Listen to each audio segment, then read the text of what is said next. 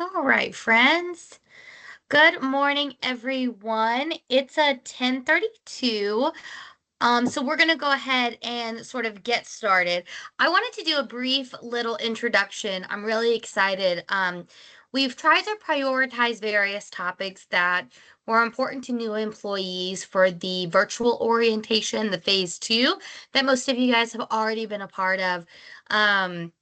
And so those ones, typically those topics have come from things like the new employee orientation that we did during CET. But I do think there's a lot of programs, such as our CREP program, that are really fascinating and interesting. And I think that it's good to bring it into sort of the awareness of our new employees as kind of you navigate the different things that your community is interested in soil and water conservation wise. So regardless of if you can sort of run CREP in your program or have knowledge of CREP or not, I think that this is going to be a great sort of introduction to this program.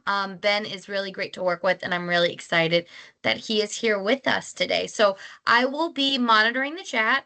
Feel free to make any sort of reactions, raise your hand. I can call on you and you can come off mute if you would like. But I will also be watching the chat and I will let Ben know if anything comes up. So I guess with that, I am going to turn it over to Ben. Ben, the floor is yours. All right, yeah. Well, thanks. Morning, everybody. Glad everybody can join in on this and hopefully learn a little bit about CREP. Um, so, and hopefully everybody's ready for this cold spell that we're about to get to. So, but we'll get on into it. Let's see, make sure this. Of course, the one thing it didn't work. Just wanting to go to the next slide. Hold on 1 second. Might have to just click it over here. Nope. Okay. That's the one thing we didn't check, right? You have your clicker on the presentation screen. Move your That might mouse be and it. then click. I might just do that, where I just scroll down. There we go. You should be All able to right. use like your next arrows and stuff now too, but as long as your mouse is hovering on that main screen. Okay. All right. So, what is CREP? CREP is the Conservation Reserve Enhancement Program, which has two main components dealing with the USDA's FSA Office CRP program, and then it's an enhancement of that, which partners with the North Carolina Department of Agriculture.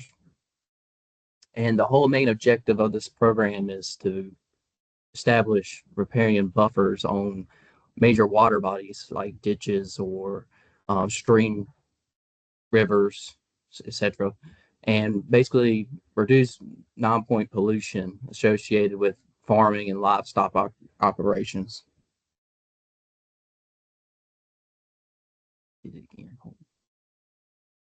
So riparian buffers, they can do a number of things. They can help filter out sediment, nutrients, pesticides, and catch animal waste runoff, and stabilize stream banks, ditch banks, promote diversity for birds, fish, reptiles, mammals, insects, invertebrates, and improve wildlife habitat by providing shelter, concealment, and travel corridors, which is a main thing a lot of people are interested in when signing up, when they did sign up for it. So if you ever go out and see these CREP easements, they're pretty well established now, and you can see a lot of signs of wildlife activity and snakes, and it's one thing you see during the summer months. And also, it helps provide shade for um, extreme temperatures and all that, especially in the mountains. A little bit of the history of the program. It started back in March 1999 with the main goal of signing up 100,000 acres on environmentally sensitive farmland and marginal pasture land. Currently, it was as of right now, there's no sign up available. When it is, it's offered in 76 counties, and that is based off of 9 river basins. And so far, we have over 1,200 easements that has has an average of 30,000 acres, and those are consist of 30-year and permanent through the state, and with the FSA part of it, it is offered as 10 to 15 years, and a lot of them have expired now. So as of right now, we are just inspecting a lot of the 30 years until they run out, and a lot of them will probably run out in 2030. As you can see, yeah, roughly 70% of it is in 30 year, and 30 are permanent.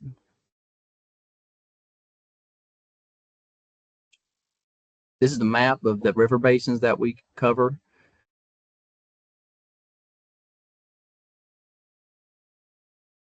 So some of the benefits of this program is that it protects the water quality.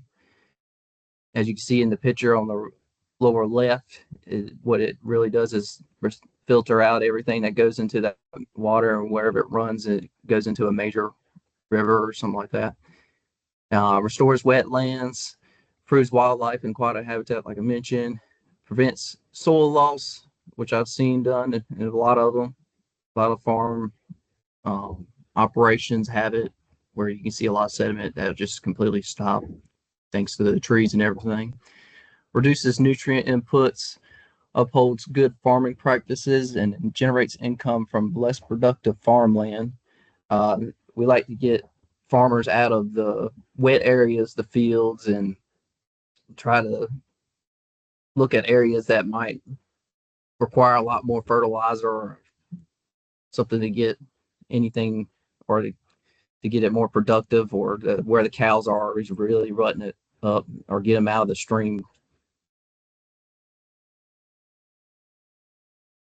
So I added in some slides in here just in case y'all can have this on the presentations for information in the future if sign up was ever to come back in. And these are some of the requirements we look for when people are trying to sign up. They have to have 1 year ownership, have a cropping history, which will probably change whenever a new bill comes in. It has to be cropland or pasture land, and the land must be adjacent to a qualifying water source. And this is determined through the federal part of where those areas will be: ditches, wetlands, streams, rivers, etc. So these are the options they were offered in the beginning for them.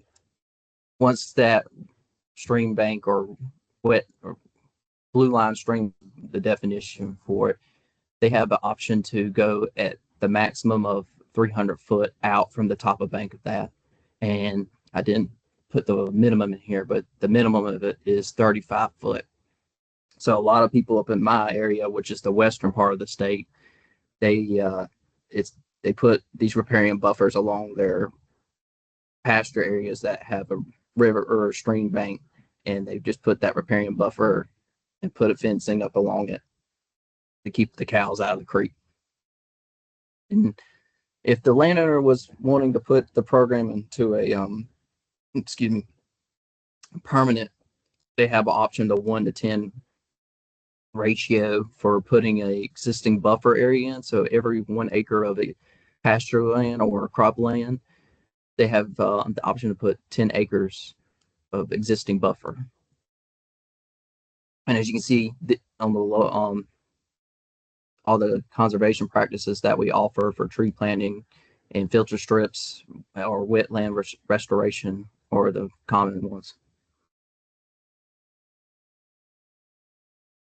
But like I said earlier, the federal part of it, they offer a 10 to 15 year contract, which they create the CRP1. And that is one thing that is required to in order to sign up for the state part of the CREP, is that contract to be established.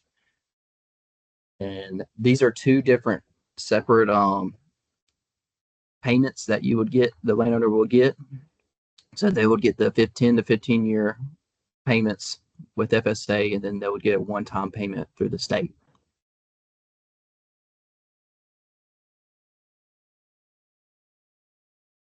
one thing I wanted to pinpoint on this slide is if the landowners were wanting to sign up more than 10 acres, they would have to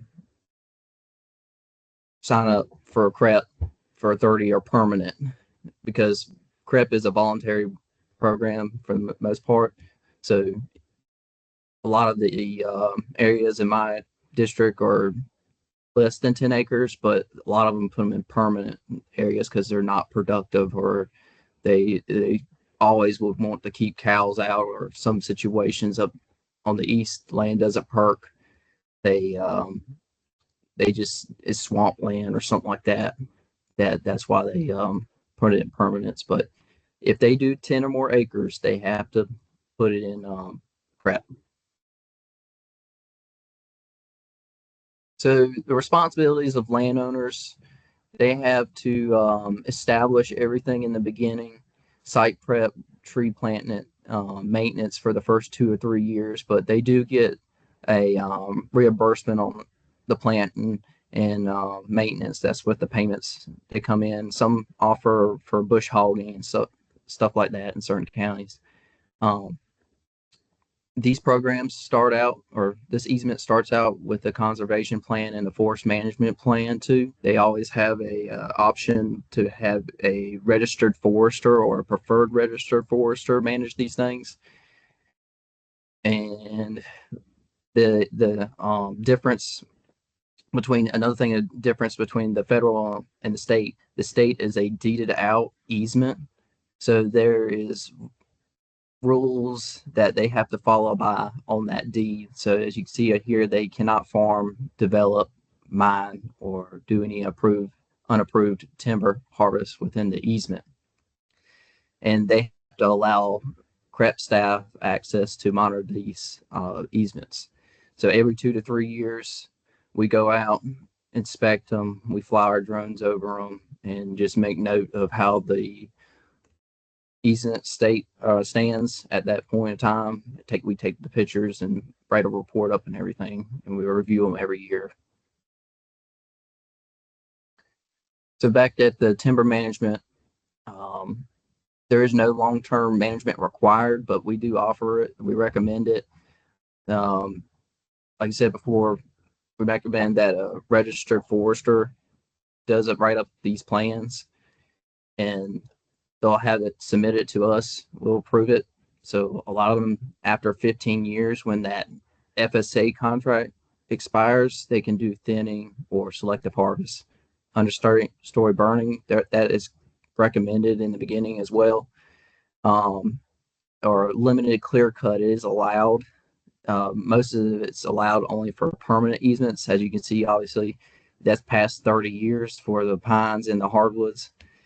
And since these are all easements are started off of a qualifying water source, there is a 50-foot no cut buffer on those qualifying sources, so that they would just have to be aware of that. So the benefits to the districts, to y'all, is none of the funding for this program comes out of y'all's allocations. So that's one thing I've heard that's a good thing for y'all have to worry about. It's all through the federal and the state of CREP. And this is a tool that y'all can have in y'all's back pocket of having for addressing resource concerns for non-point pollution of farming and livestock. And it could potentially get more money for the landowners. It could basically give them an option to get fencing for that, keeping the cows out of the creek, or getting the existing forest buffer in there.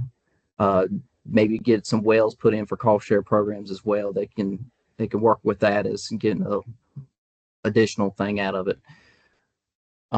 You always have us, the full-time specialists, that are on. We have our phones on all the time, and y'all ever have questions about it, we always usually get back to you pretty quickly. If we're not in the area, we're usually in areas we might not have good self-service, but we always get back in contact with y'all. And if we don't know the answer to it, we always have people within our staff that have pretty good knowledge of things. Our manager and some of the other specialists, have a lot of experience in the Forest Service. I've been in the program for over 7 years now, so we can figure out a way to answer your questions. I know it can be confusing with CREP, but we're always here. And CREP is always a good offer for improving water quality and wildlife. So there's a lot of partnering agencies with this program, so it does get a little confusing. That's where we come back in. We can always answer your questions and help you understand things of what it might need. So one thing I wanted to show y'all is we do have a CREP viewer, and I can pull it up. And if one of y'all want to list the counties y'all are in, I can look up in y'all's county and show y'all what is in y'all's counties. I can figure out. Let's see, I might have to just escape. Of course, it doesn't work.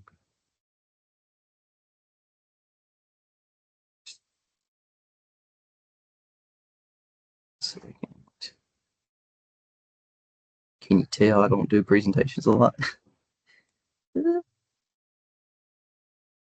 So, nope.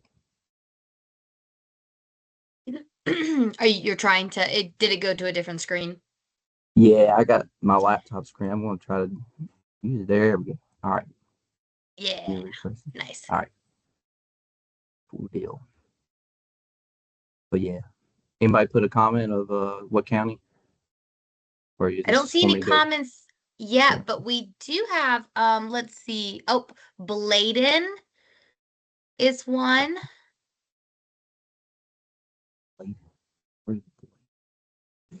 What county is that? Bladen, Where's it? Bladen. So over there, kind It's of near Dublin. let's see. Yep, southeast.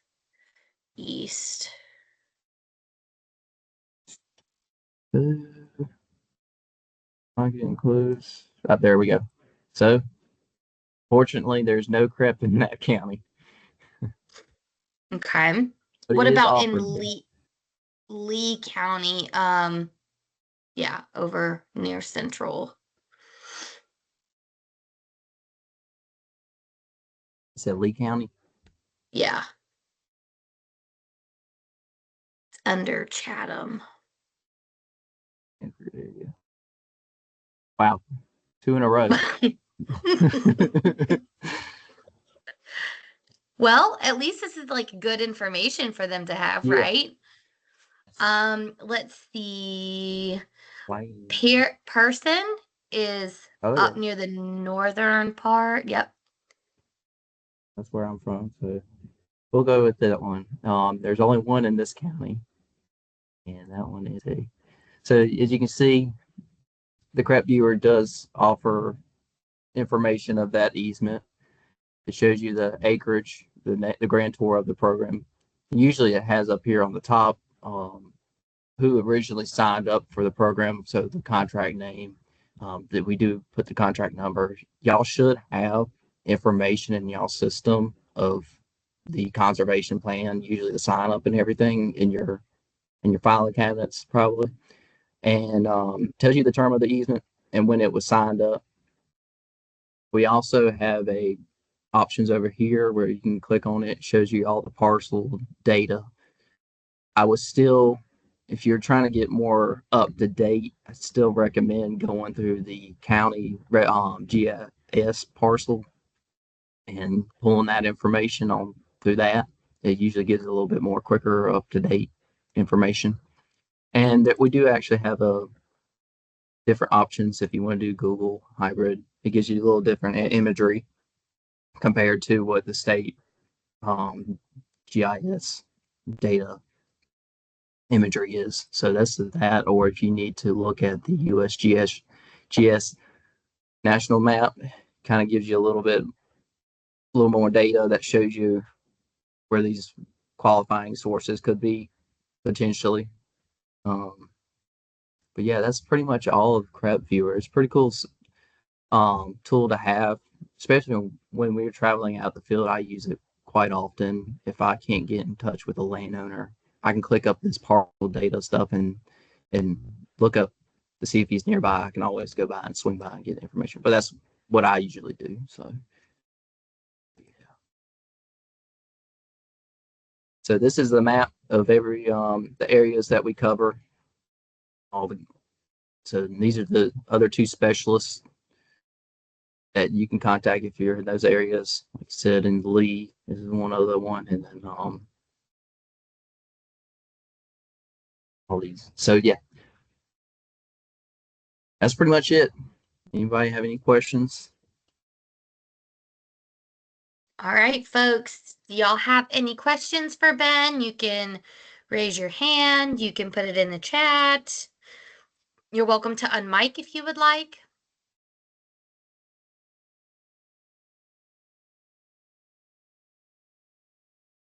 While they're just rumbling to see if they have any questions, I mean, I'm curious, Ben, like kind of at like what stage normally do you find district staff getting involved like with the CREP program? Like when they're having conversations with the landowner, or is it when they've probably already had like an easement and they're needing to be aware? Like, how do people get involved, do you think?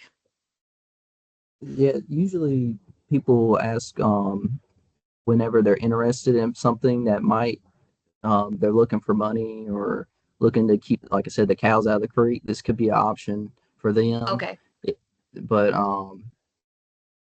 to a lot of times existing landowners might call and ask questions about it, and if y'all don't know any, if you can't answer their question, you can pass it to us, like, or if you can call us up too. Sometimes they like to keep in contact with y'all, just on different they always ask him. It seems like the one thing is what's some more ways I can get more money, but um, there's been times that they'll call up asking if they can do something with the easements for I've heard them call the district sometimes, especially on forest management plans. But for the most part, that's usually just sign up and just maybe a random call. Sometimes they'll come in, especially during the beginning of the easements is when you'll probably get more contact with them. Okay. Yeah, no, interesting. I love that. We do have a question in the chat from Christopher out in Bladen.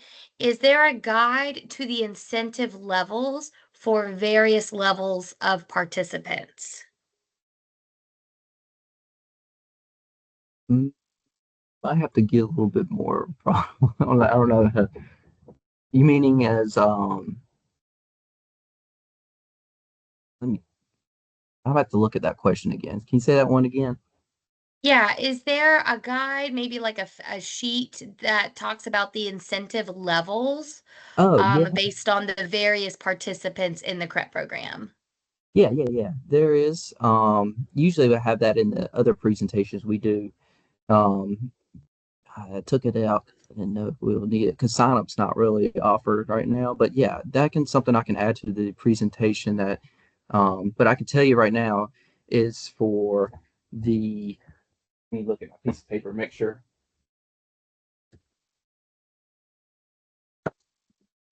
Wait, make sure I tell you the right thing.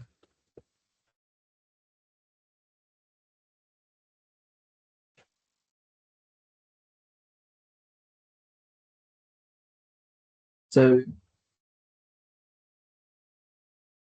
for the 30 year as right now, they offer 250 an acre for it. And for the permanent, it's 1,000 acre. And then for the existing buffer, it was 1,000. And for the cost share and all that, it varies for the most part. For FSA to establish it for all theirs is up to 50%. For North Carolina is 40 to 50% for the 30s and permanent.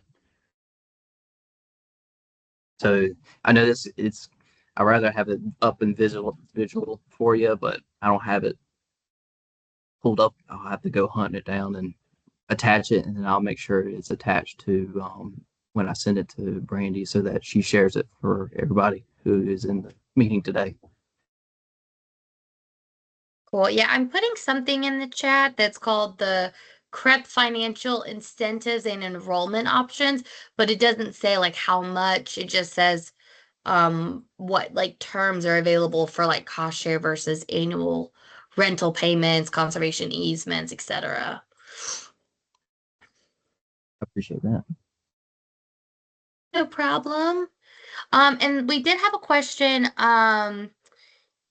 Yeah, because that one was kind of more specific to payment options. So if you send me any additional information, Ben, then I will make sure it gets out to these participants. And then also was asked, can we get a copy of the presentation for use in speaking with our landowner? So you will get a copy of this presentation. Ben's going to send it over to me. I do want to ask though, Ben, is this presentation one that you recommend to discuss CREP with the landowners, or do you have any other recommendations on having those conversations or visual items? Um, you can use this as you can use it, but if you rather have us, we can always come out and talk with you and the landowner and maybe do a field visit too. That way we can discuss more in detail a lot of things that they can look for, or um, maybe if they have questions, I can be there too. Perfect. That sounds great. All right, folks, do we have any other questions? Couple of thumbs up. Shannon, did you raise your hand or was that a... Oh, okay. Sometimes I click on the wrong one, so I'm guessing that's probably, yeah.